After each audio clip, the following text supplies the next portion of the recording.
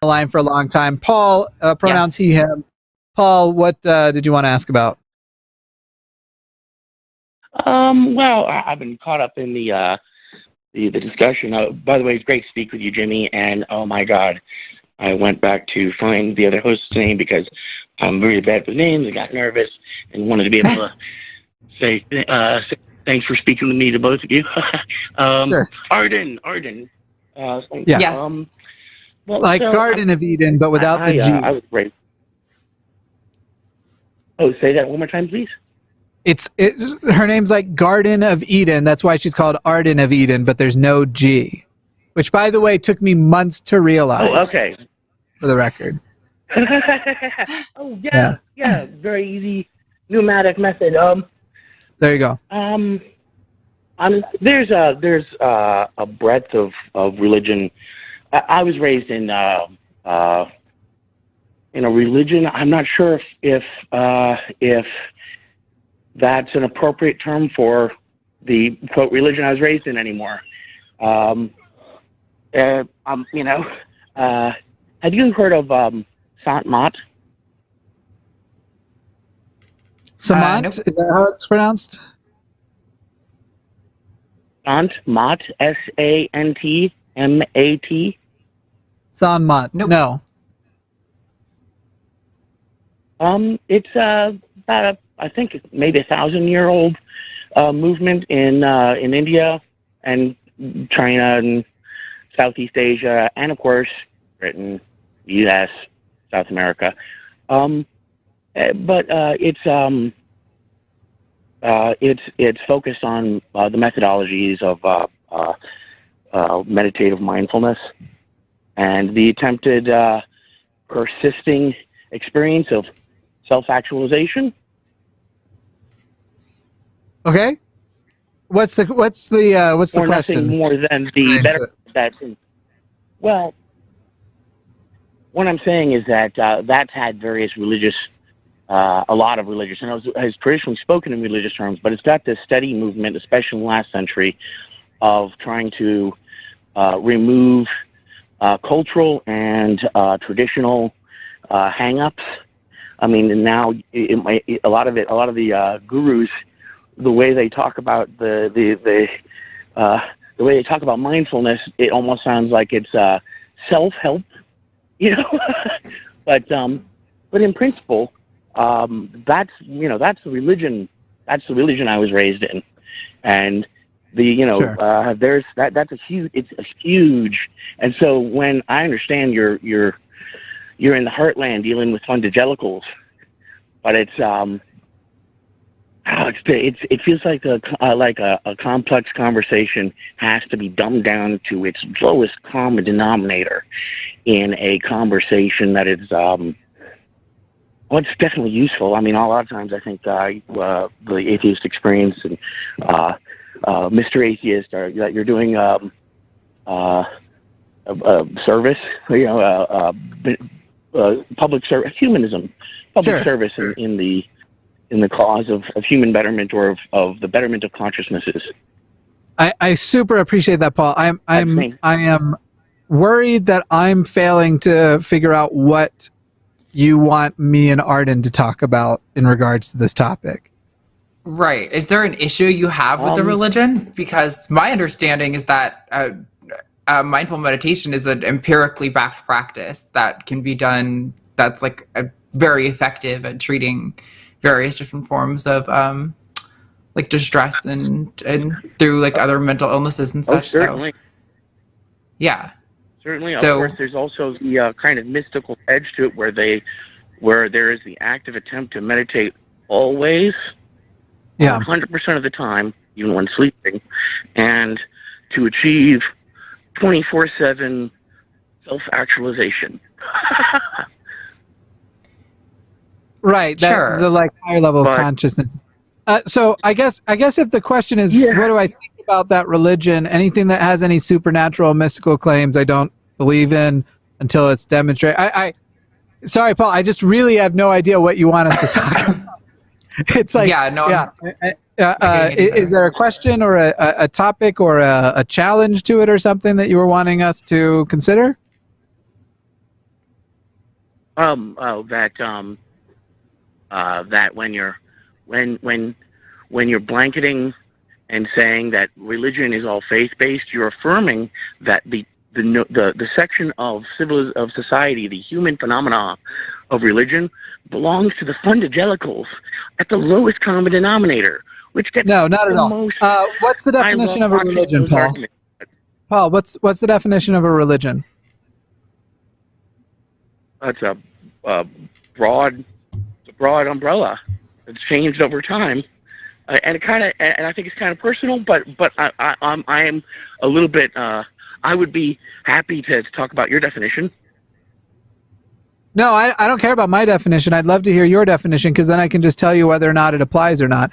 But as far as there's a bunch, yeah, you're right. There's a bunch. I actually think the Google one is fine. However, I can use a slightly amended one if you want. It is a system of worship designated toward some supernatural, often controlling either entity or force.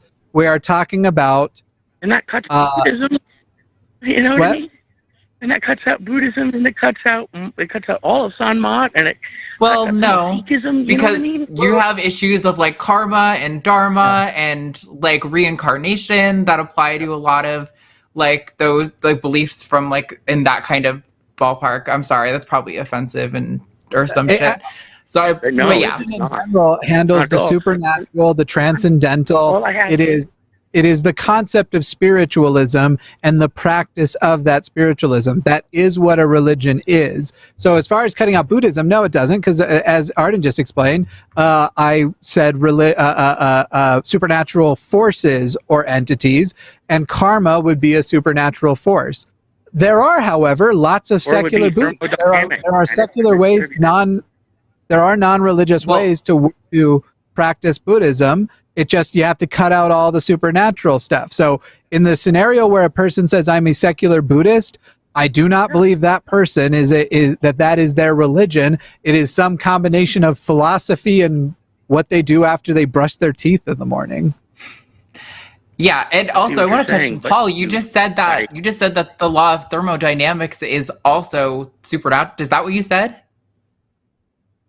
No, I didn't say it was supernatural. I said that karma is, at least amongst all the communities of premies and Nunis and all the communities of ashrams that I've interacted with and people I've interacted with, it's kind of just been subsumed. Although there we go, the communities. I can't speak for other communities I haven't had interaction with, but like the way Oppenheimer viewed karma as thermodynamics and cause and effect, and not really more than that, but with a bunch of poetry designed to inspire a changed conception or renewed. So, Paul, like the way koans your challenge and your opposition here is either in your own misuse or other people's misuse of the word religion. Whether or not the individual you cited had a concept of karma that was completely natural and scientifically backed. Obviously, I myself will use the word karma just to sort of describe that person is a negative person who treats a lot of people negatively, and so negativity is going to come back his way.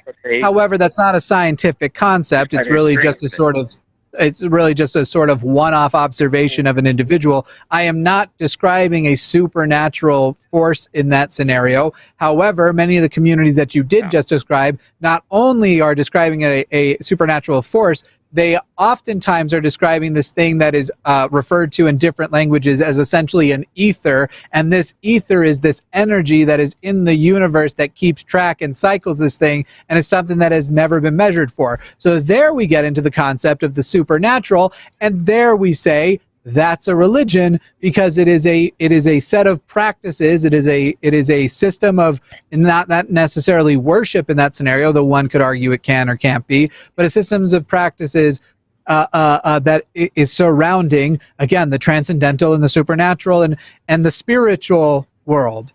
And so at the end of the day, I have no problem with saying that religion universally across the board, I have yet to see one, including, and I know more about these religions than you think I do. you think I have this Eurocentric or Amerocentric view of it, and I am very, very much aware of, including some of the new stupid ones like law of attraction. Yeah, yes, I do think that one's stupid.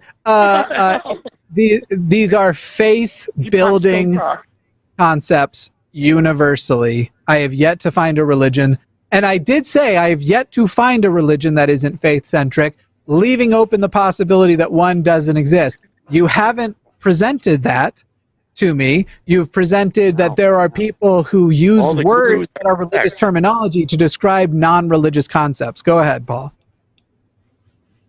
All the gurus I respect, all their thoughts on the matter would tell me that I don't care what the gurus think. Proselytizing.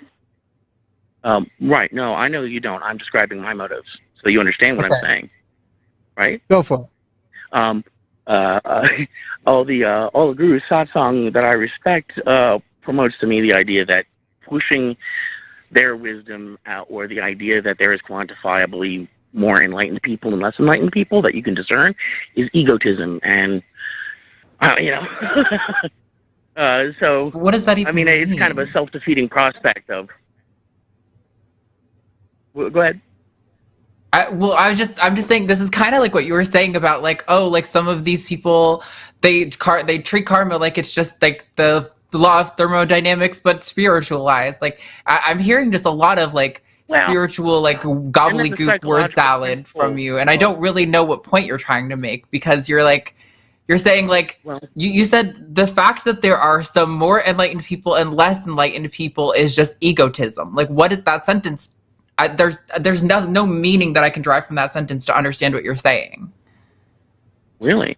Well, you see, in the Sant Mont communities, one of the ways in which the usually progressive and rationalist, but of course one note and utterly focused on this self-actualization, usually the communities kind of eat themselves in contests of who's more enlightened than each other, and they hide that. But Prem Wawat keeps shedding, like denouncing and shedding his followings. His critics, very good, very poignantly cite. Then why does he keep sprouting them? If he's saying don't follow a leader, you know. I think that what I'm picking up is this was just a brand new point that didn't really have much to do with our conversation that existed prior to it. So here's where we're at, Paul. You didn't like my use of or my promotion of this concept that religion universally is faith promoting, because you felt that was very to what you called fungelicals, which I love that term and will now steal it. So if nothing else, we've bonded over. You came up with a term that I hadn't heard before, and I like it, and I'm going to take it. I expressed why you were wrong about that. I don't know if you have admitted that you were wrong about that, but you were. And to me, the exact same justification you have here and these sort of allusions to people you respect sounds exactly the same to me as when people go, well, did you know that some of the most respected theologians in the world consider atheism a religion? I don't give a fuck. They're still wrong. I didn't say that you should care what those gurus think. I was expressing why. Well, wait, but then why are you calling? If you don't feel that... conversation. I don't understand why you're... This is the issue we've had since the beginning of your call, Paul, is that I don't understand what point you're trying to get at. Like, the whole point of calling is to bring us to a destination, to either like express your deconstruction. He responded to it, and I agreed. Good. I made my point. He responded to it, and I agreed. Well, I guess we're done then, right? It's been a real crash, some hostility. No, here great, and Paul. Over here, and I don't know why. Paul, let's just let it all go then. This is great. You agreed that you were wrong, and that's awesome to hear. We'll talk to you next time, bud, because I just don't know what to do from here. And we have a couple of calls left with only 50 minutes, so I'd like to go and do those. Paul, thank you for calling, and thank you for the word fungelicals. I promise you I will use it now. I also just want to point out really quickly that like like, sure, some people might use the metaphysical aspects of these religions to just be like a poetic way to describe the laws of thermodynamics or whatever. But like, that can still be really harmful. The notion that there are enlightened people and there are unenlightened people, and you have to get to where I am. You aren't good enough yet. That's still just as harmful as being like a sinner, you know? Like the notion of dharma, that you have like some fate that you have to follow, and if you don't, you're failing, you're not living up to your potential. Like I think these ideas can still be really harmful. Like aspects of them can be helpful, but by and large, like just because you could like turn it into a poetic way to describe reality doesn't mean that it's not, like, that groups of people aren't still using these as like magical metaphysical stuff. That's also still harmful. Yeah, totally agree.